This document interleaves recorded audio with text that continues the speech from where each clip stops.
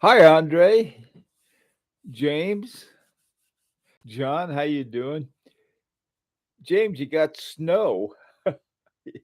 Yeah, we lucked out and got rain. Um, we had a bunch of snow, and then it warmed up, and the rains came and washed it all away. I know some people want to have a white Christmas. They're dreaming of a white Christmas. I'm dreaming of a rainy one, but we'll probably get more snow. Hard to drive in snow and ice.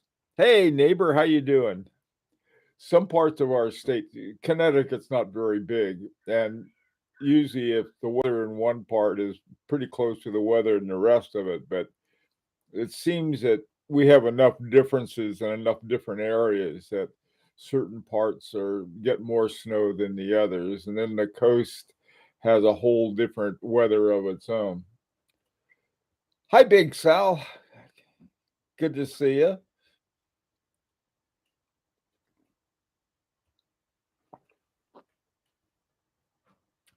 Alexander, you don't like the rain. I'll tell you, I'll take the rain over snow and ice. I tell you, man, every time I go outside and it's icy, I don't want to fall and break my neck.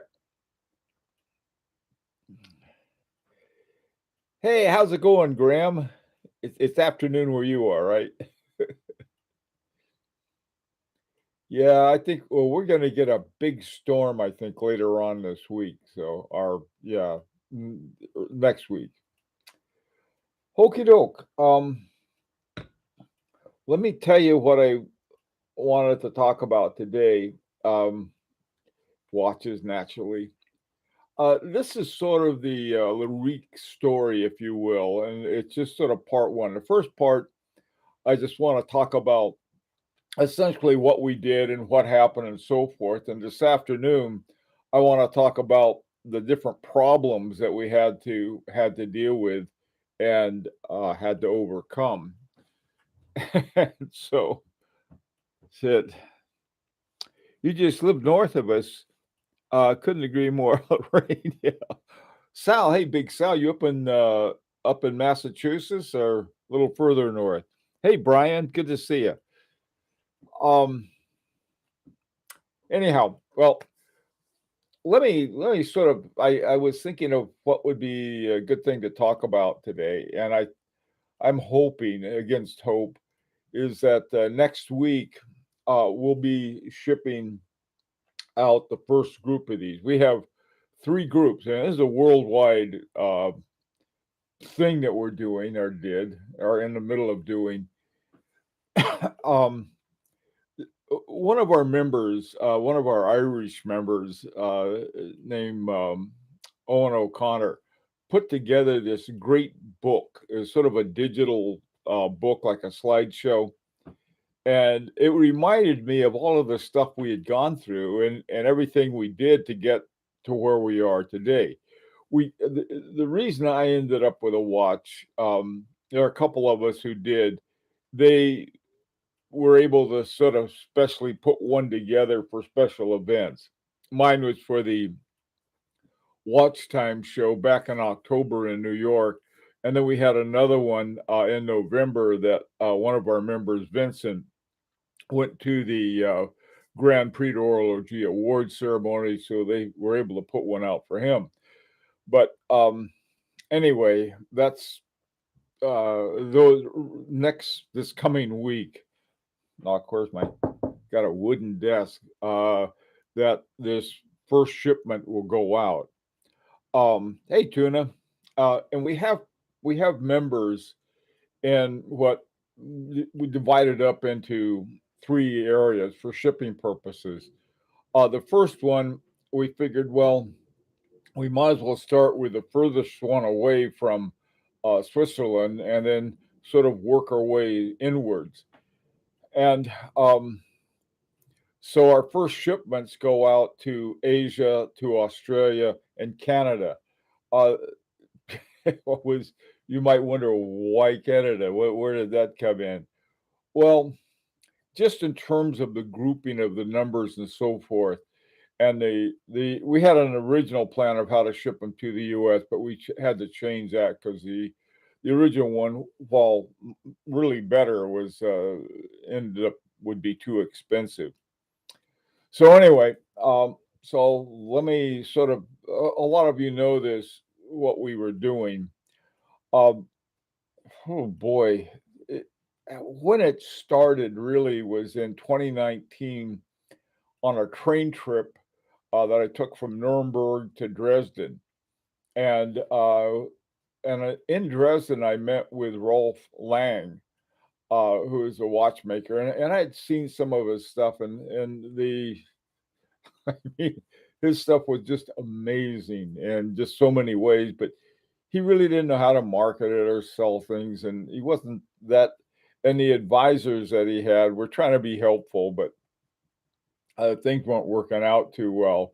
And he had these fantastic things, but it seemed like every time he tried something, something sort of jumped up and bit him. So I said, "Well, look, I tell you what we could do.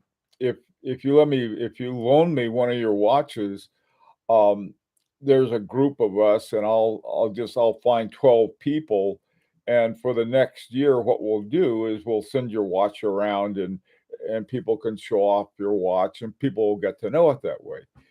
And so he said, "Sure."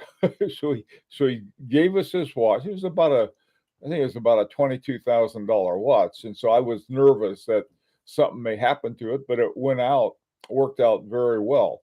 We started with 12. We sort of had one other person who was at it at the end, so we had what's called a baker's dozen, and everything worked out. I mean, there were a couple people for one reason or the other who sort of dropped out of the original group. They something came up and they couldn't do it, and they didn't want to, do a crummy job of it. So they said, could you find someone else? Well, that wasn't a problem. So we ended up with 13 people. The next year, 2020, whoop, up pops the pandemic, and we had by the time that we had sent the watch around a year later, um, and I got a note from Rolf Lang. It said, "Somebody wants to buy it. Would you mind sending it back?" So not at all. So it was fun thing to do because here we had a really incredibly high quality watch by a top notch watchmaker that most people don't really know too much about, but really, really great guy. So um, during that time, I sort of got the idea is that, well, if we went directly to watchmakers, we could, maybe we could sort of have a watch made the same way. Just say, hey, look, uh, you know, will you sell us a movement and so on and so forth. Well, one of the early movements that I knew that was really good that I liked was by Marco Lang when he was at Langenheim. And I had bought a Langenheim watch and it was a fabulous watch. So I contacted Marco Lang, and Marco Lang was sort of still going through the process of creating his own company after leaving Langenheim.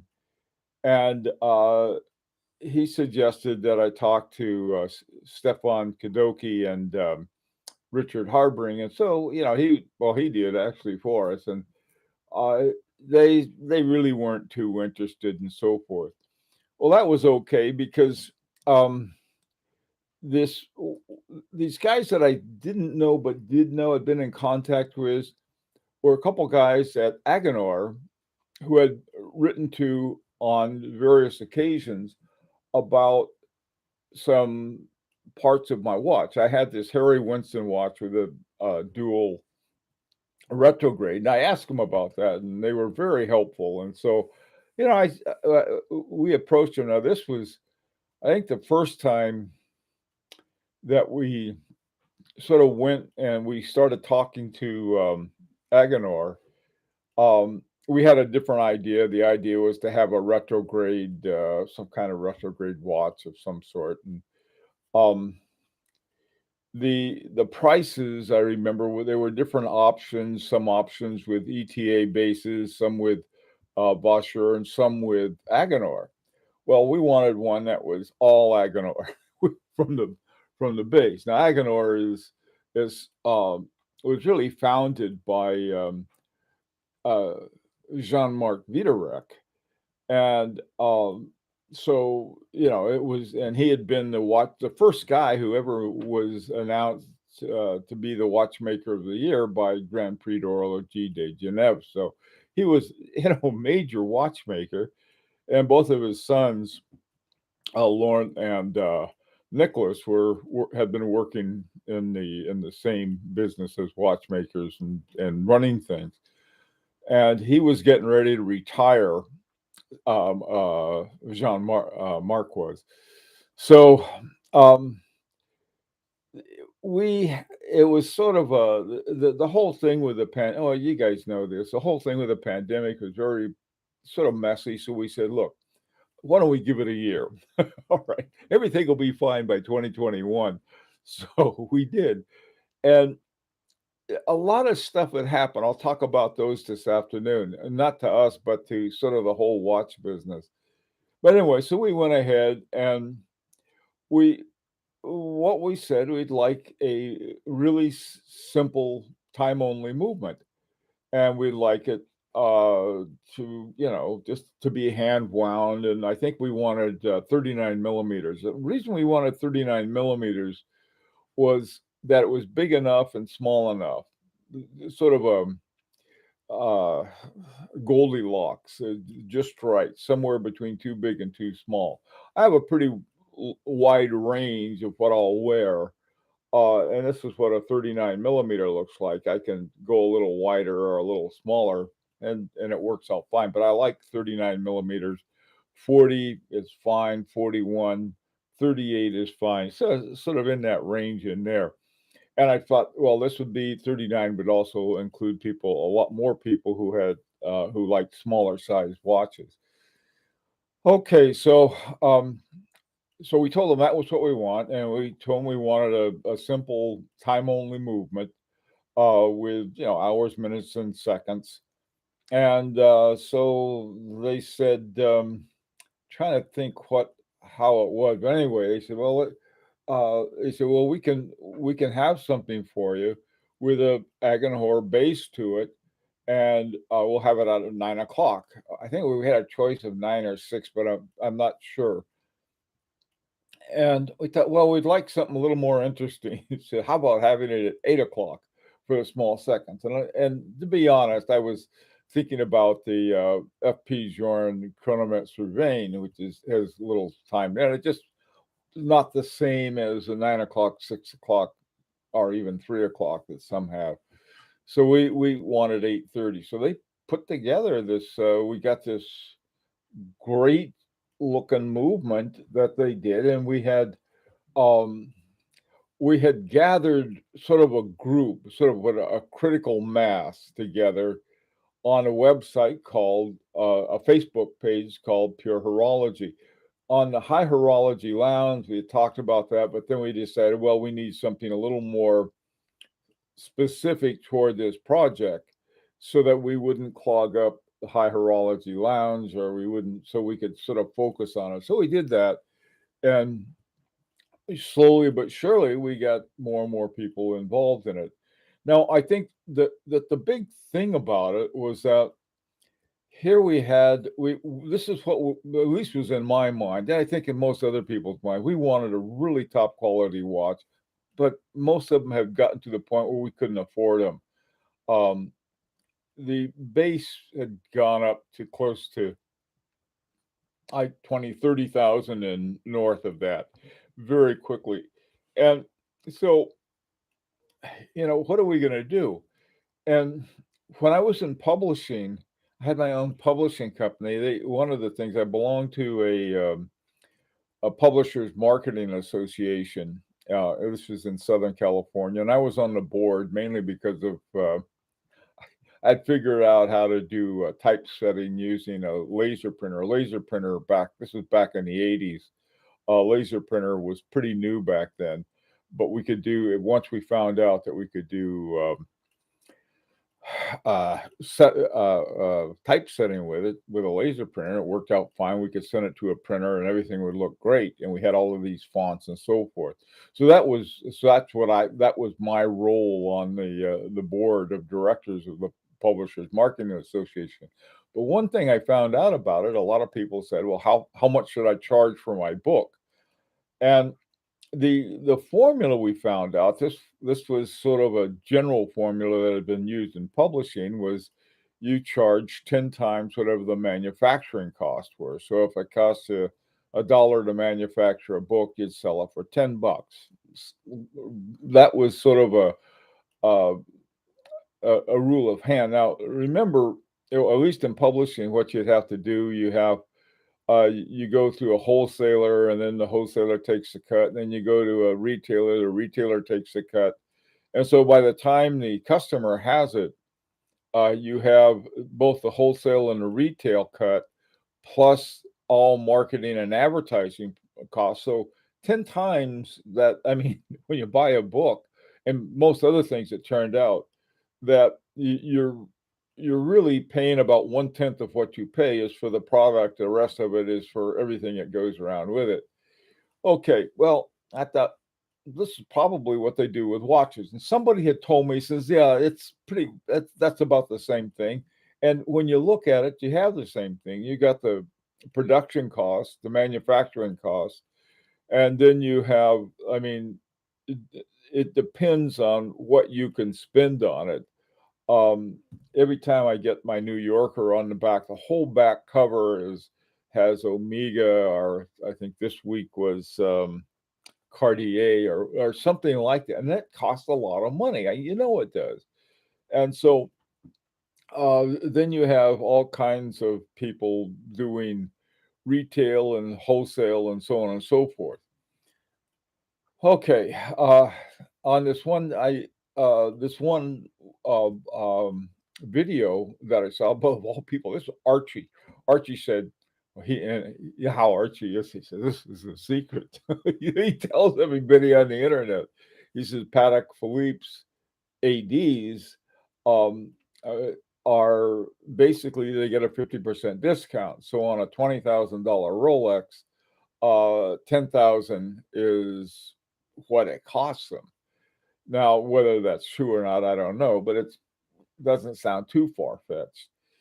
So anyway, so that just, I mean, so this is why I thought, okay, yeah, well, this is probably the same thing. Now, one of the things about independent watchmakers, especially the smaller ones, Rolex is independent, but they're not small. The small independent. Somebody, and this isn't the, oh, gee whiz. There's so many different types of people who are creating watches. You have the ones that are crowd funded, they call them micro, or whatever they call uh, micro companies, or brands. They're in it to make some money.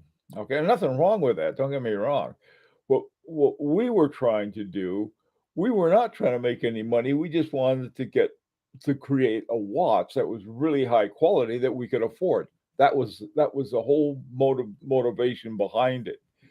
And we couldn't afford. I can't afford a Kari Vuitton, and even though at one time I did get a couple of FP joints, I could not afford to buy the watches I have now. So it was like, and there are other kinds of watches you can get that aren't bad, but you want something really special, it's going to cost you more than most of us had. So that was sort of the whole idea behind it, is to get this top quality. So once Agenor had the movement, we had to, what else do we need? Well, we needed a case. They didn't make the cases. We needed a dial. They didn't. I thought that Vuitton and Caton, they'd make the dial and the hands and everything else for us, but that wasn't the case. Um, I found a watch by Philippe Dufour, and it was a 37 millimeter Simplicity. Some of his Simplicities were smaller than that, but this was the 37 millimeter Simplicity. And I noticed on it, it said metallim.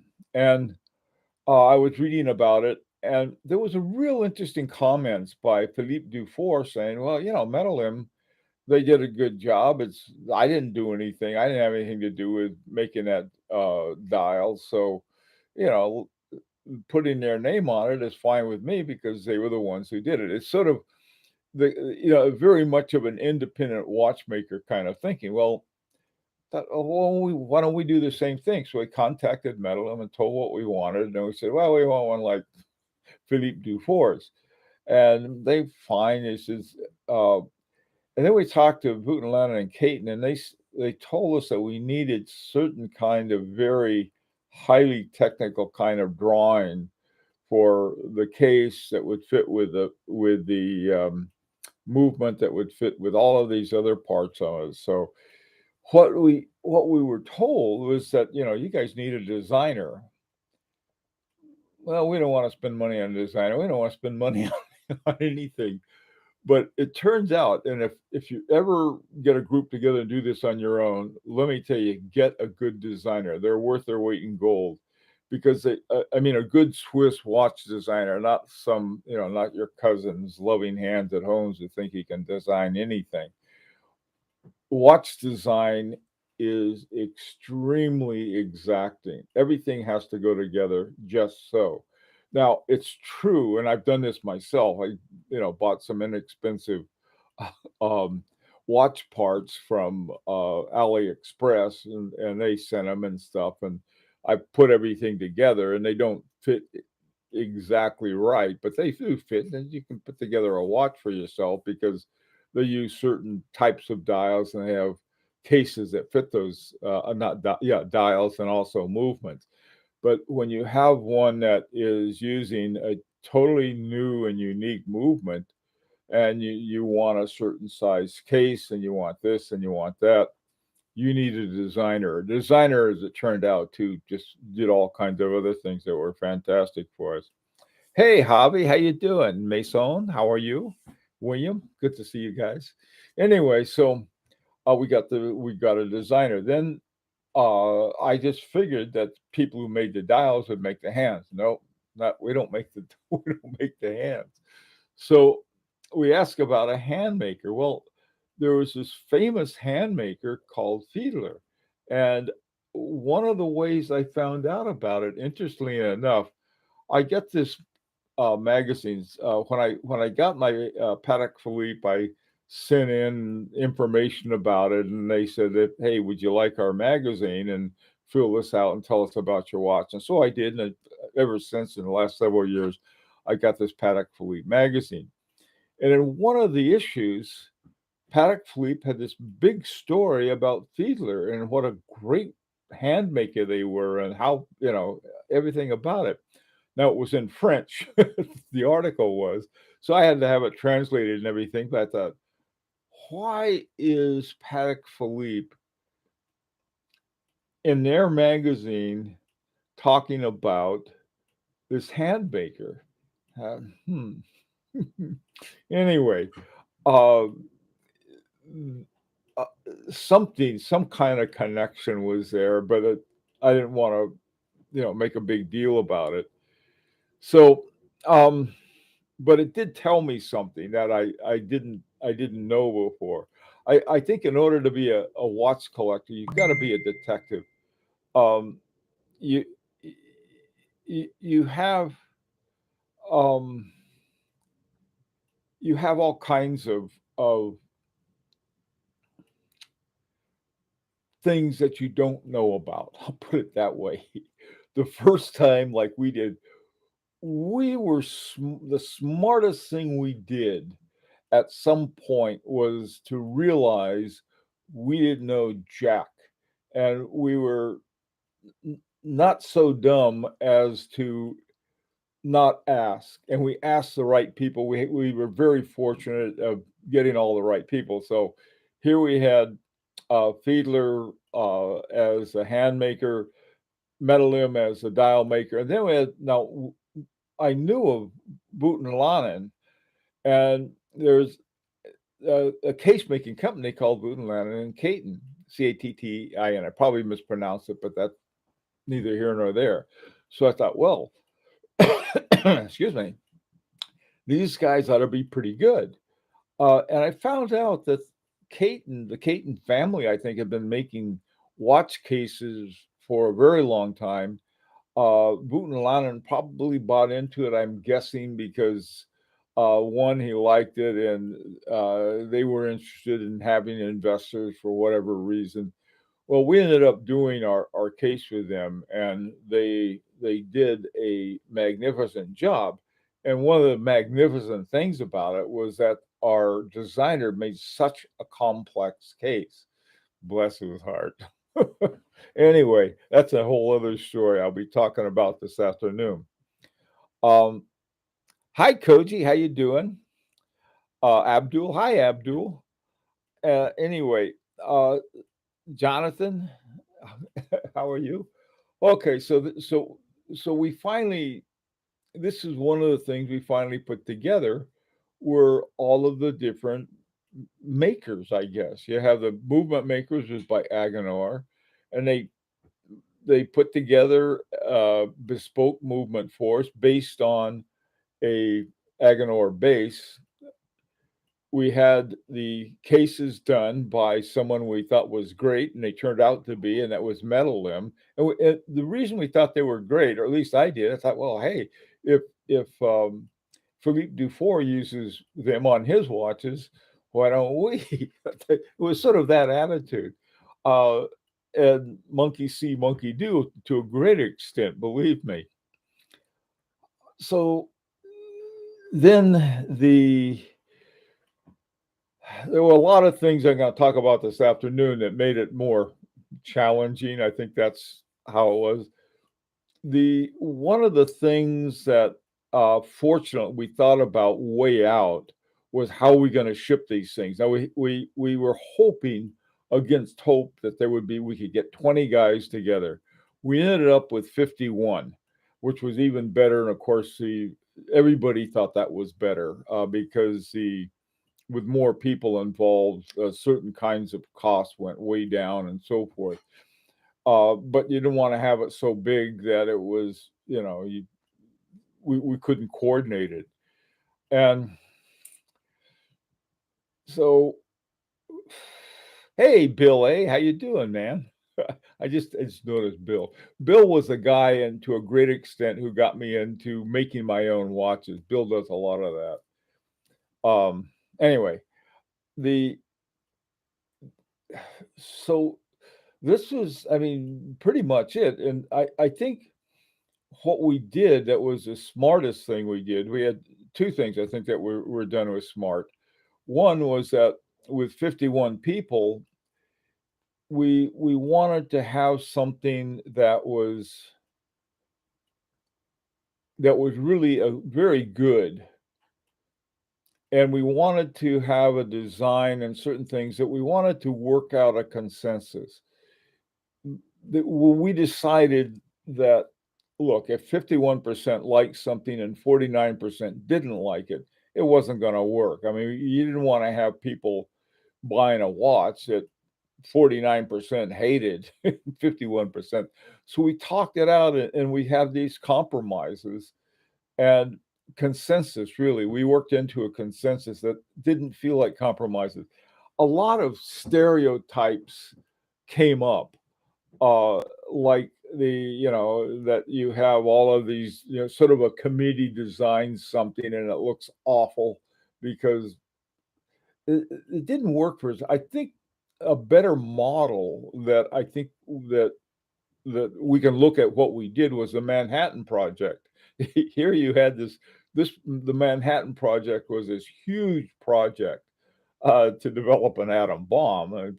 We didn't want to develop a bomb, but we wanted to develop a really good watch. And it took a lot of coordination, and it wouldn't have been possible without all of us pooling enough money so we could have it produced. So I think that in terms of anybody else going into this thing, the idea that, oh, well, if you're going to compromise here and there, you're going to end up something that looks awful. and just sort of stupid. And that wasn't it. At least in the way I can see it, it turned out the opposite. It turned out with something really great, and we listened to each other. We had the way that we came up with the burgundy colored hands was somebody said, "Well, let's have purple hands." I was thought, well, that would be sort of interesting. The more we talked about it, the more we thought, well, that would be interesting. But we wanted to have something a little different, and we ended up with burgundy, which made everybody happy. The guy that suggested purple in the first place, he liked it. The people who wanted black hands or some other color hands, they liked it, or blue hands. We went through a lot of different ones. The same thing with ending up with observatory hands. I thought we were going to have brigade hands with the little poems, the little apples on the end of it, but we ended up with sort of a one with the hour hand with a big apple, and then the plain other hand, which is turns out to be, to me, one of the easiest hands dials and hands to read. Okay, all right. Well, I'm out of time. I see it went pretty quickly. This afternoon, what I want to talk about um, the some of the problems we ran into. the I'll use the modern sort of newspeak of challenge. They were real. They're problems too, real ones. Let's see. You got some. Hey, Graham, what do you have? This is why getting the advice from the designer, movement maker, etc., was important, useful in design. Yeah, you know, um, that is so true. I mean, that was something I'm glad we all had enough sense to. We would discuss something, and uh, and sort of a lot of time we came to the conclusion, well, let's go ask Matu. He was our designer, or let's go ask Nicholas. He was the movement maker. We would ask somebody who knew what they were doing, you know. And one of the things about having a designer, he kept us from having some crazy looking thing with, oh, well, you guys get this, and so you can have this. That was just, you know, that wasn't what we did, but we kept working into a consensus, and it wasn't as bad as some people. I mean, the arguments. Of course, we had arguments and things like that. I'll talk about some of those later this afternoon. But for the most part, we didn't. Because we all had the same goal. We wanted a nice watch. We got off on the right foot. By the way, too, I would advise anybody, if you're going to do this yourself with another, or some group, start with the movement. Get your movement squared away first before you do anything else, and know what it's going to be, and then go to the case. Sort of work your way up from the movement to the case to the dial, and then to the hands. That sort of seems like a reasonable hierarchy of procedures to go through on that. Oh, look, guys, this afternoon, what I want to do, I want to talk about some of the challenges that we had, and the for the most part, um, they were things that nobody had any control over. They were sort of residue left over from the pandemic. There were other kinds of things. But as a group, I thought we were very fortunate in having 51 really great people to work with on everything. Anyway, take care. Hope to see some of you this afternoon, and until then, be safe. Stay dry, or stay warm.